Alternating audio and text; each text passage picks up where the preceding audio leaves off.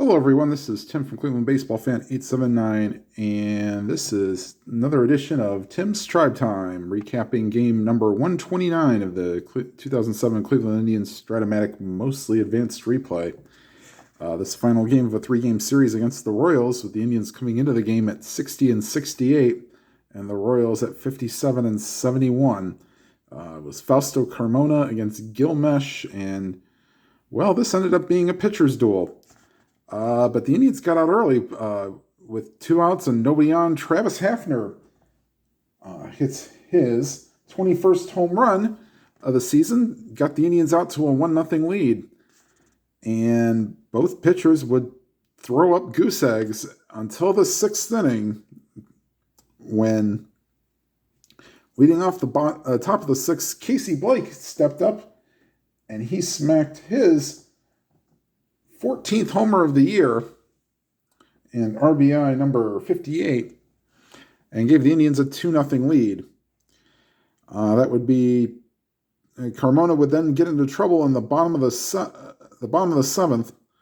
A leadoff double by Shane Costa. Costa on the day went 3 for 4 with 2 doubles, and he would score on a John Buck single, put the score at 2-1. Aaron Foltz and Rafael Perez pitched a scoreless, Lewis a scoreless 7th. Perez got 2 outs in the 8th, and they turned over Jensen Lewis, who got through the rest of the 8th. And then Joe Borowski came out in the bottom of the 9th. And with 1 out, Mark Grudzielanek hit a pinch hit double, and then Joey Gathright with an RBI single ties the game at 2. And we've got free baseball, but with Billy Buckner coming in again, this being the 5th reliever, but the Royals did use a lot of their bullpen. Leadoff walk to Casey Blake, walk to Grady Sizemore.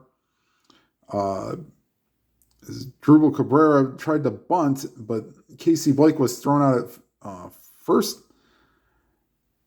And then Travis Hafner with an RBI double. He had 2 out of the 3 RBIs, puts him at 74 RBIs on the year.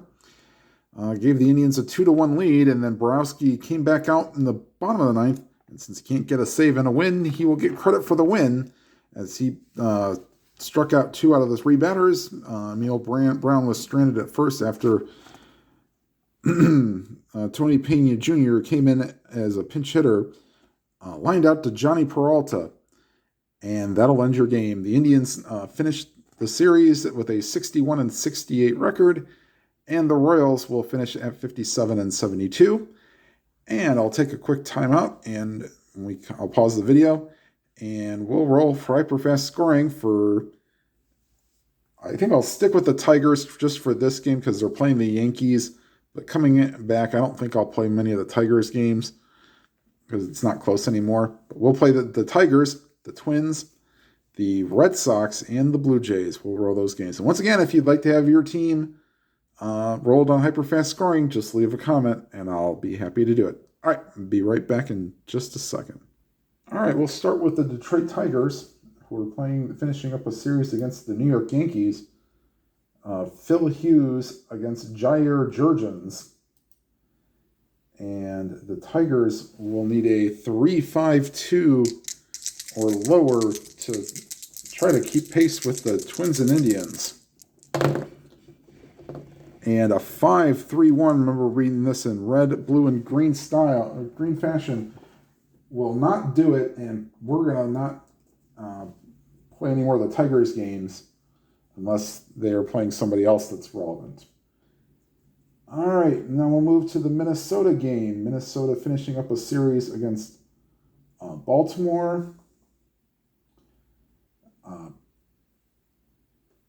Scott Baker against Eric Bedard. And I thought this would have been better, I guess, with being third of a 3-game series. Minnesota needs 1, 3, 4, or higher in order to keep on their winning ways. 1-4-4, that will do it. They just barely get past Bedard. And so that will get the Twins. Get the record here.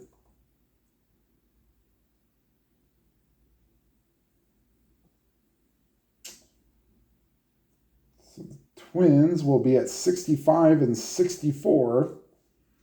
The Indians will move to 61 and 68.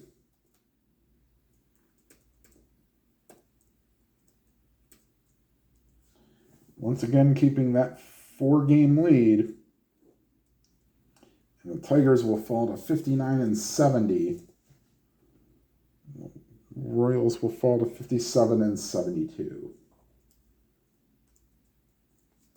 All right, let's move to the AL East, which is another close one. The Red Sox have a 2.5-game lead on the Toronto Blue Jays.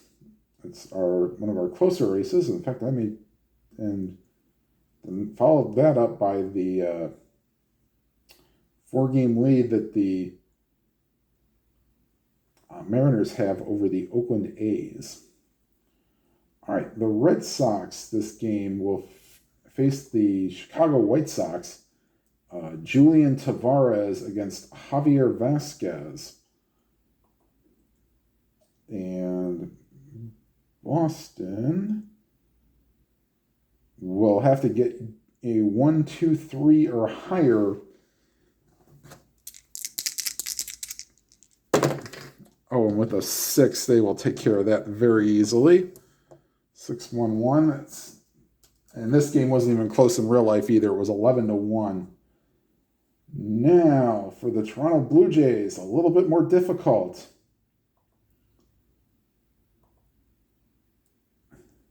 They will face the Anaheim Angels. Dustin McGowan facing Calvin Escobar. Toronto will need a 5-5-1 or higher in order not to lose any ground to the Red Sox. And no, a 2-4-6. And the Blue Jays will now go another game behind, 3.5 behind. Now, I know I had said in a previous video that I was not going to play every game in a series. Well, 6 out of the next 10 games are with the Minnesota Twins. And I will be playing all of them, full games on the channel for those 2 series. In my opinion, the Indians have to win 4, maybe 5 of them. You cannot split that series and pray that Minnesota is going to fall apart.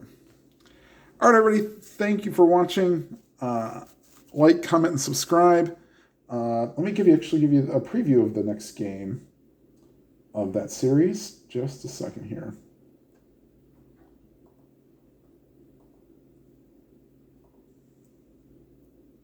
Time out. So the next game on the channel will be full game.